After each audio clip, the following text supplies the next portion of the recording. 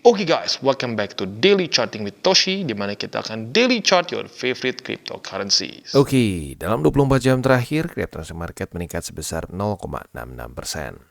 Dengan total market cap mencapai di 1,66 triliun US dollars, dengan penurunan Bitcoin dominan sebesar 0,11% dan peningkatan volume sebesar 2,62%.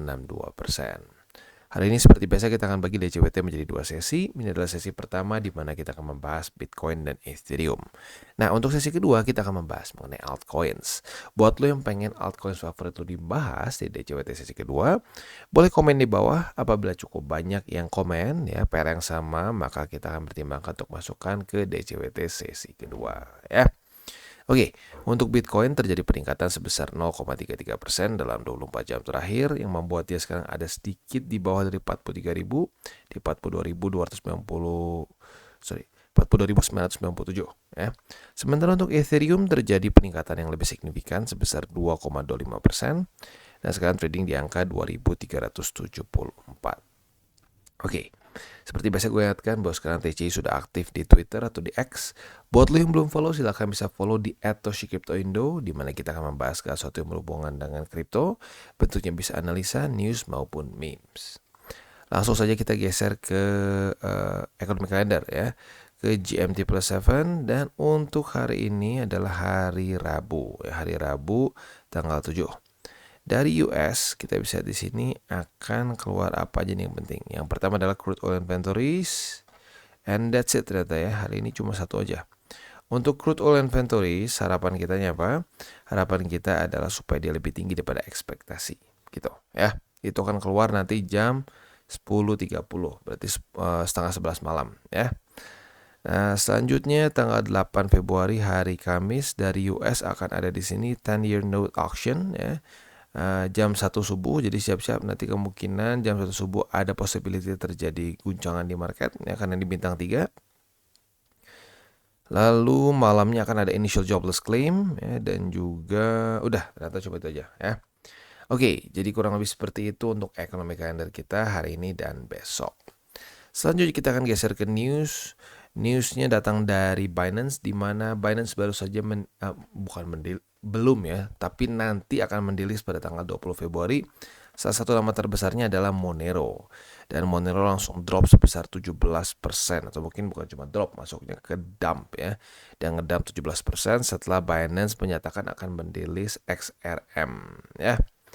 Nah, buat lo yang nggak tahu, XRM ini masuk ke dalam privacy coin ya, di mana privacy coin ini dia lebih benar-benar orang nggak tahu ini siapa yang kirim gitu ya, maka namanya privacy coin gitu ya.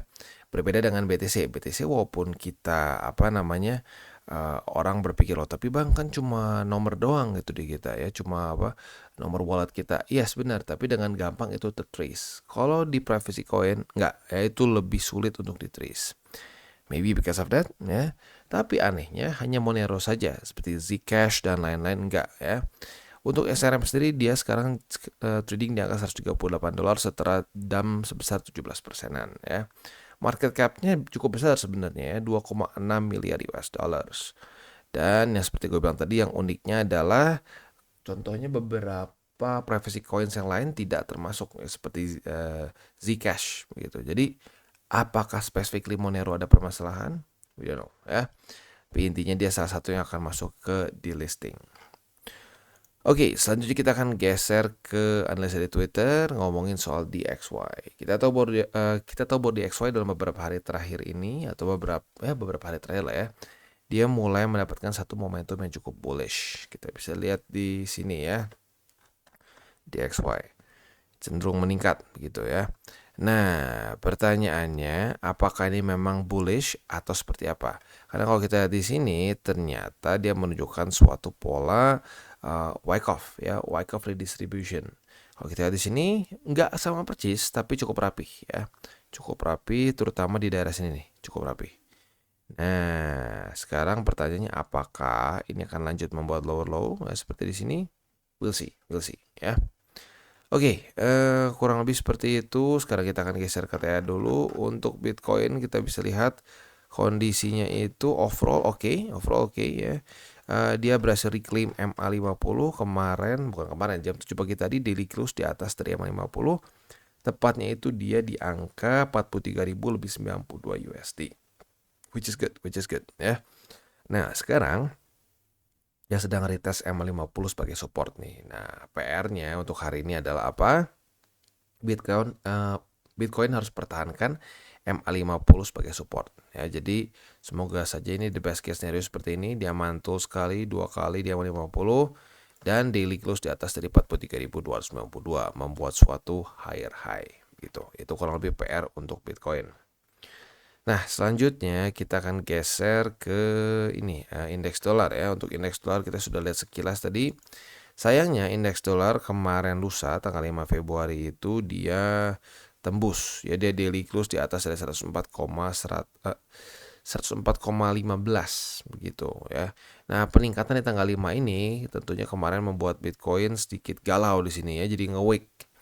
Nah, tapi untungnya apa? Untungnya nggak break strukturnya masih tetap bertahan ya, yang ada di sini kemarin. Nah, jadi itu hokinya di situ ya, dan sekarang good newsnya indeks dolar mulai melemah. Dan daily close kemarin tanggal 6 Februari di bawah lagi dari 104,15. Jadi PR-nya untuk indeks dolar adalah apa? Mulai reject lagi dan mulai membuat lower, ya belum lower low sih sebenarnya di sini ya. Ya membuat low dulu yang baru deh. Kalau bisa jangan mantul di EMA200. Karena kalau dia mantul di EMA200 berarti membuat suatu higher low, and that's not good ya. Karena kalau indeks dolar menguat, secara makronya akan membuat risk on asset cenderung melemah gitu ya, cenderung melemah ya, nggak 1:1, nggak berarti oh mana bang hari ini bullish nih indeks dolar tapi BTC nggak hancur ya. Lagi-lagi jangan lupa ini salah satu bagian dari itu. Kalau demand dari Bitcoinnya kuat ya dia tetap bisa nahan gitu. Nah, yang paling buruk tuh apa? Demand BTC lagi jelek, indeks dolar meningkat, apalagi ngepump. Nah, udah itu kemungkinan besar risk on asset akan drop ya. Sama kayak gini deh ya, logikanya. Kalau indeks dolar menguat, rata-rata rupiah turun nggak? Turun. Kenapa? Ya artinya rupiahnya minimal stay secara demand. Nah, kalau demandnya turun, otomatis akan ya hancur harga rupiah. Nah, logikanya di situ, sama persis seperti itu ya. Karena ya Bitcoin juga kan bentuknya pair dengan USD ya. Oke. Jadi kurang lebih seperti itu untuk overallnya. Selanjutnya kita akan masuk ke buy limit. Sebelum kita masuk ke buy limit, gue akan disclaimer dulu bahwa semua konten dari TCI bukan financial advice. Ini semua bentuknya adalah edukasi. Lalu bagaimana cara untuk mendukung TCI? Ada banyak caranya. Lo bisa like our video, bisa share our video, atau juga bisa menggunakan link referral kita di bawah ya. Oke, dan sebelum kita lanjut, gue akan ingatkan lagi buat orang-orang yang mungkin ada beberapa inilah yang ngadu ke kita ya. Ada yang pakai nama kita buat bikin grup sinyal dan seterusnya ya. Pertama, kita tidak pernah buat grup sinyal, kita semua bentuknya analisa, jadi kita bukan ngedukun ya. Dan yang kedua adalah tidak ada grup-grup berbayar. Jadi kalau misalkan ada yang mengatasnamakan TCI minta dana untuk apapun ya, mau buat trading, mau buat grup VIP, gua pastikan itu scam ya. Jadi hati-hati, sekarang sudah masuk ke bull market, semakin banyak scam-scam seperti itu ya.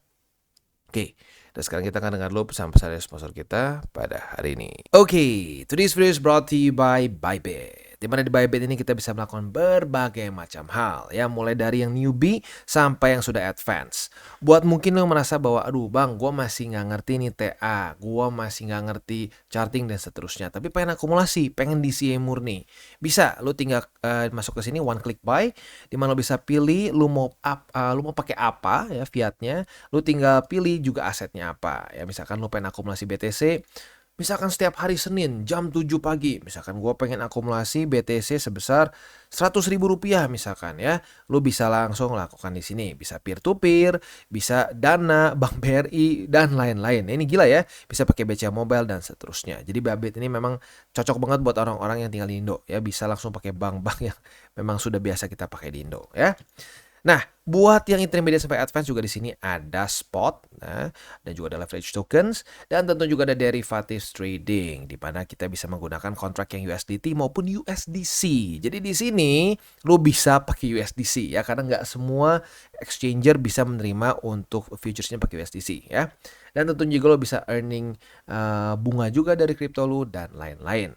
Dan tentu juga di sini kita bisa melakukan copy trade ya, di mana copy trade dari Bybit ini sudah cukup cukup terkenal ya, dan kita bisa mendapatkan keuntungan juga. First copy trade kita bisa ada protection 100 USDT loss coverage ya, dan seterusnya ya. Jadi buat lo yang tertarik bisa silakan pakai, klik di link referral kita di bawah. Dan kita masuk ke Bitcoin. Untuk Bitcoin berarti hari ini buy limit kembali aktif lagi semua ya. Buy limit pertama di EMA 50 sudah di retest sekarang. Buy limit kedua di angka 42.545 dan buy limit ketiga di MA20 di angka 41.977. Itu untuk posisi spot di Bitcoin. Untuk posisi futuresnya target TP udah kena ya, posisi long dari tanggal berapa nih?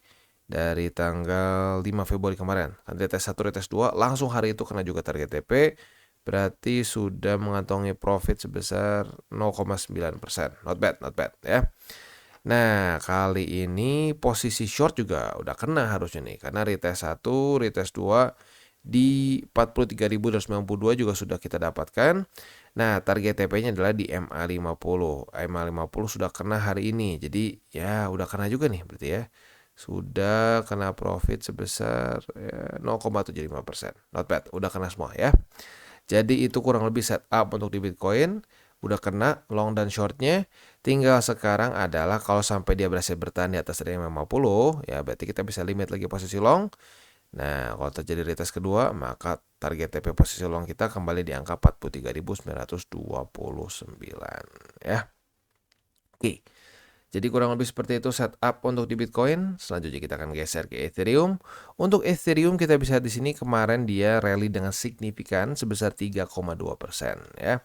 Ini jelas membuat suatu higher high. Jadi kalau kita di sini higher high, higher low, higher high, higher low. Ini suatu lower high tapi tiba-tiba dia berhasil regroup dan higher high lagi. That's good. Makanya kalau gue bilang lower high itu baru pertanda, nggak berarti bakal jebol tapi pertanda pelemahan gitu. Untungnya Bitcoin oke, dan dia mantul di angka 2.317. Oke, untuk posisi spotnya berarti ada perubahan ya. Buy limit pertama jadi di angka 2.360, buy limit kedua di MA50 di angka 2.346, dan buy limit ketiga adalah Confluence MA20 dengan struktur 2.317 ya. Ini dia ya kenapa gue bilang makanya akumulasi berpikir jangka panjang itu yang lebih profitable. Lu jangan berpikir gini, kena target TP pertama langsung pump. Kalau gitu caranya ya gampang banget gitu ya. Ya kadang-kadang turun dulu, kena buy limit 2, 3, nge-weak gitu ya. Wah, bikin panik. Ujung-ujungnya sekarang profit gitu. Karena kalau kita bilang nih ya, lu akumulasi sampai sini aja gitu ya. Posisi lu tuh sekarang udah profit 4%. Nah, lagi-lagi yang menang siapa? Yang berpikir jangka panjang gitu. Jangan berpikir, aduh hari ini harus profit 1%, 2%, 3%. Nah, kalau udah kayak gitu, seringnya malah jadi boncos bukannya profit ya. Nah, selanjutnya kita akan masuk ke posisi futures. Untuk posisi futuresnya, karena ini semua tembus ya, kemarin terakhir udah profit sih sebenarnya ya. Untuk posisi long udah kena, posisi short juga kena, target TP udah bolak-balik udah profit sebenarnya. Udah ya kurang lebih profit bolak-balik 1,24% dikali 2 lah. Itu karena kan long dan short kena target TP-nya. Nah, untuk sekarang karena dia sudah reclaim banyak resisten, maka yang terdekat adalah posisi long apabila terjadi retest 1, retest 2 di sini. Nah, target TP-nya di mana? Target TP-nya sebenarnya masih cukup jauh ya kalau kita lihat di angka 2.492. We'll see apakah dia bisa bertahan di atas dari 2.360 atau tidak ya. Oke. Jadi kurang lebih seperti itu untuk DCWT sesi pertama. Gue ingatkan lagi untuk DCWT sesi kedua, lu boleh komen di bawah per favorit lu ya. Per altcoins favorit lu tentunya ya. Jangan bilang BTC lagi, BTC udah dibahas soalnya ya. Nah, nanti apabila cukup banyak demand-nya, kita akan masukkan ke DCWT sesi kedua. Seperti biasa gue ingatkan juga hari ini akan keluar satu data penting dari US ya. Yaitu bukan ini besok. Oh, hari ini tuh ada crude oil inventories jam 10:30 malam ya. Jangan lupa udah dekat-dekat jam segini target TP masih belum kena secara otomatis, pertimbangkan untuk TP secara manual just in case datanya tidak sesuai dengan harapan kita gitu ya. Dan jangan lupa 3 golden rule of investing, jangan pakai uang panas, jangan over leverage, dan berpikirlah jangka panjang. Oke guys, jadi itu adalah akhir dari segmen DCWT kita pada hari ini. Dan jangan lupa bagi kalian yang merasakan manfaat dari segmen ini, jangan lupa untuk share ke teman-teman kalian. Dan apabila lu pengen mensupport channel kita, ya TCI, jangan lupa untuk menggunakan link referral kita di bawah. Nggak wajib, ya, tetapi apabila lu menggunakan link referral kita di bawah, ada macam-macam ya, dari Bybit, Huobi, Maxi, toko kripto, dan banyak lagi ya. Ya, walaupun nggak wajib, tapi kalau menggunakan link referral kita, lu secara langsung membantu perkembangan dari TCI. Dan satu lagi, jangan lupa juga untuk join Telegram group kita, di mana kita bisa ngobrol-ngobrol santai mengenai dunia cryptocurrency secara dua arah.